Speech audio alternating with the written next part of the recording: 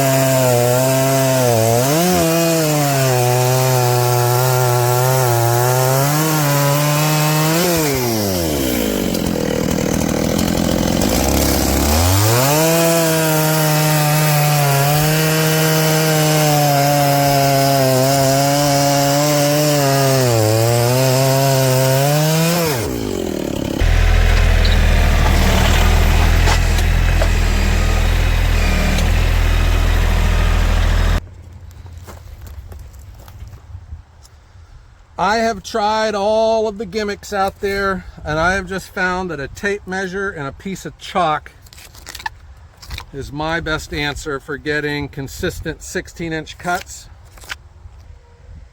It works for me, but it's also that break in between running that saw all the time. It's like this good job rotation. You stand up and move some different muscles, and I think that's probably why I like doing the tape measure.